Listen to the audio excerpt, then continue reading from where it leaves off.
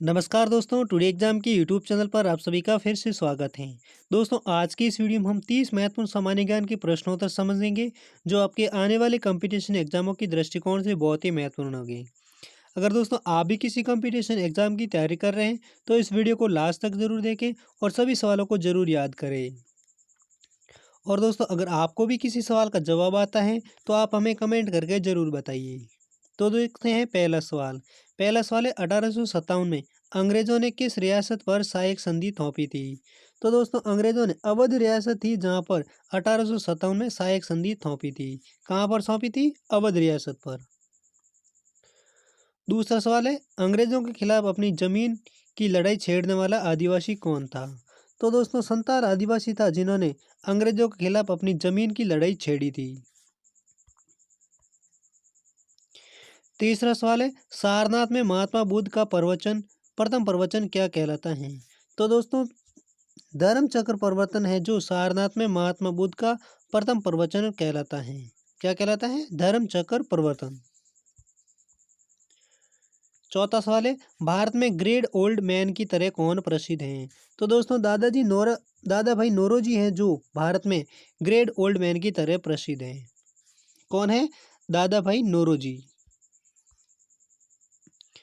पांचवा सवाल है द्वितीय विश्व युद्ध के अंतिम समय में 1945 ईस्वी में किस शहर पर सबसे पहले परमाणु बम गिराया था?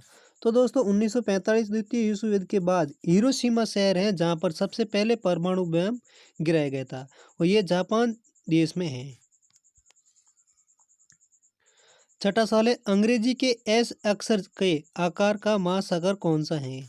तो दोस्तों, प्रशांत अंटार्कटिका महासागर है जो अंग्रेजी के एस अक्षर के आकार का महासागर है। कौन सा महासागर? अंटार्कटिका महासागर जो अंग्रेजी के एस अक्षर के आकार का है। सातवां सवाल है 1857 के विद्रोह की तत्कालीन वजह क्या थी? तो दोस्तों, 1857 की जो विद्रोह की प्रमुख वजह थी वो थी चर्बी वाले कारतूस। यानी अंग्रेजों ने जो कारतूस दिए थे वहां पर चर्बी लगा के कारतूस दिए थे, इसलिए ही लोगों में विद्रोह की भावना पैदा हो गई और 1857 में विद्रोह पैदा हो गया था। आठवां सवाल है किस मुगल सम्राट ने भवनों का निर्माण मस्जिद से मिलता जुलता करवाया है? तो दोस्तों, मुगल सम्राट शाहजहां था जिन्होंने भवनों का निर्माण है जो मस्जिद से मिलता जुलता करवाया है। किसने करवाया? शाहजहां ने।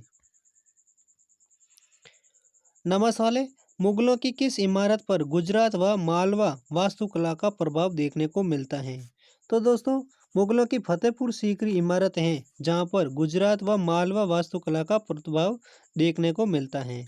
कहां पर? फतेहपुर सीकरी। अगला 10वां सवाल है हौज सुल्तानी तथा राजा का तालाब जैसे विशाल जलाशय का निर्माण किसने करवाया था? तो दोस्तों, हौज सुल्तानी तथा राजा का तालाब जैसे विशाल जलाशय का निर्माण है वो सुल्तान इल्तुतमिश ने करवाया था। 12वां सवाल है संस्कृत भाषा में लिखी गई आर्यभट्टम किसने लिखी थी? तो दोस्तों, संस्कृत में जो लिखी गई आर्यभट्टम है वो रचना आर्यभट्ट ने ही लिखी थी। 12वां सवाल है पृथ्वी की सतह की प्राकृतिक ऊंचाई को क्या कहते हैं? तो दोस्तों, पृथ्वी की सतह की प्राकृतिक ऊंचाई को है दोस्तों पठार कहते हैं। 13वां सवाल है माउंट किलिमंजारो कहाँ पर स्थित है? तो दोस्तों, माउंट किलिमंजारो जो स्थित है वो अफ्रीका में स्थित है। 14वां सवाल है भारत की सबसे पुरानी पर्वत श्रृंखला कौन सी है? तो दोस्तों, भारत की जो सबसे पुरानी पर्वत श्रृंखला है वो अरावली पर्वत श्रृंखला है। 15वां सवाल है निम्नलिखित में से किस स्थान पर महात्मा बुद्ध की मृत्यु हुई थी? तो दोस्तों, महात्मा बुद्ध की मृत्यु है वो कुशीनगर में हुई थी। 16वां सवाल है महावीर गौतम तथा महात्मा बुद्ध ने दोनों ने किस शासन काल में उपदेश दिया था? तो दोस्तों, बिंदुसार के शासन काल में है जो महात्मा गौतम और महात्मा बुद्ध ने दोनों ही उपदेश दिए थे। किसके शासन काल में? बिंबिसार के शासन काल में। 17वां सवाल है सत्य शोधक समाज नामक संगठन को किसने गठित किया था?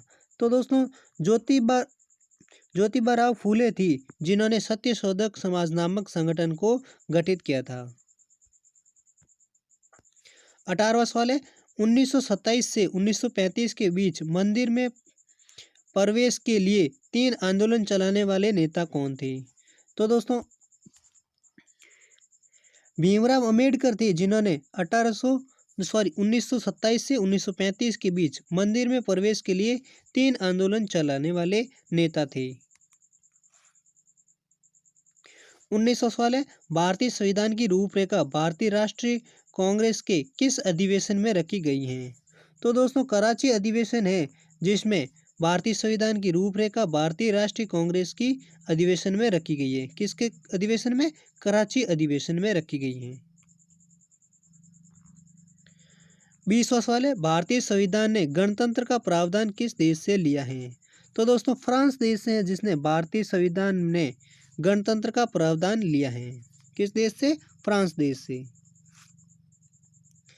21वां सवाल है, निम्न में से किस अधिकार के बाद लोग अब ज़्यादा सक्रिय हैं और जानकार हो गए हैं? तो दोस्तों सूचना का अधिकार है, जो अब लोग उससे अब ज़्यादा सक्रिय हो गए हैं। 22वां सवाल है, भारत में हिंदी के अलावा कितनी भाषा हैं जो अनुसूचित भाषा के तौर पर दर्ज हैं?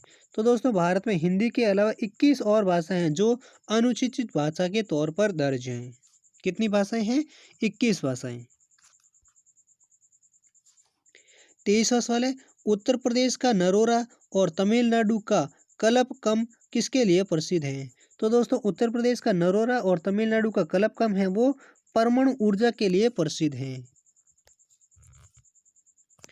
24वां सवाल है, जलियांवाला हत्याकांड के बाद किसने अपनी नाइटहुड की उपाधि वापस लौटा दी थी? तो दोस्तों रविंद्रनाथ टैगोर थे, जिन्होंने जलियांवाला हत्याकांड के बाद अपनी नाइटहुड की उपाधि वापस लौटा दी थी। किसने लौटाई थी? रविंद्रनाथ टैगोर ने।